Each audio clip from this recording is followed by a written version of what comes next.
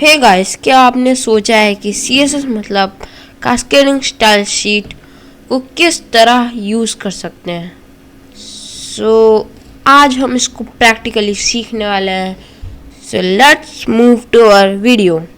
CSS जो use होता है हमारे HTML डॉक्यूमेंट को स्टाइल करने के लिए, इसको हम 3 डिफरेंट वेज में लिख सकते हैं। And first is our inline CSS, जिसको हम डायरेक्टली उस लाइन में यूज़ करते हैं जिसमें हमारा कंटेंट होता है। फॉर एग्ज़ाम्पल, हम इधर एक बॉयलर प्लेट बना लेंगे जिसको हम VS कोड में सिंपली इस तरह बना सकते हैं। And our basic task is now our title. इसको हम लोग एक्सप्लेनेशन दे देते हैं।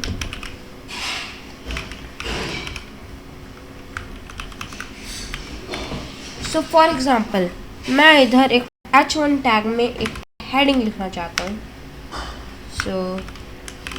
For example, this is a heading. इसको मैंने लिखा एंड इसको सेव करके देख लेते हैं क्या ये वर्क कर रहा है। And here it is. ये एक हेडिंग है और अब हम लोग इसका बैकग्राउंड कलर करने वाले हैं, जो कि हम लोग यूज़ करेंगे एक inline CSS।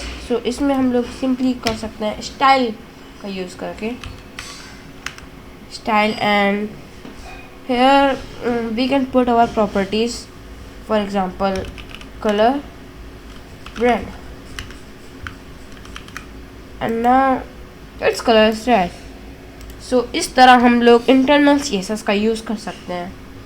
And let's move to our next way, which is internal CSS, जिसको हम हेड टैग में स्टाइल टैग का यूज़ करके लिखते हैं। फॉर एग्ज़ाम्पल, हम लोग इसमें जितना किया हम लोगों ने, इसको हम लोग हटा देते हैं। एंड नाउ अब हमें इधर इंटरनल CSS करने के लिए हम लोग यूज़ करेंगे the style tag. For example this, and I want to change its colour to blue. इधर H1 को टारगेट करेंगे and the colour which is blue and let's see. Here it is, it's colour is now blue. और इस तरह हम लोग एक internal CSS कर सकते हैं। And our next way is external CSS, जिसको हम लिंक टैग का यूज़ करके करते हैं और उसको एक दूसरा डॉक्यूमेंट बनाकर लिखते हैं। फॉर एग्ज़ाम्पल, हम लोग इधर स्टाइल टैग हटा देते हैं ये, एंड हमें अब इधर एक नई फाइल बनानी है जो कि .css के एक्सटेंशन से होगी। इधर हम लोग सिंपली लिख देते हैं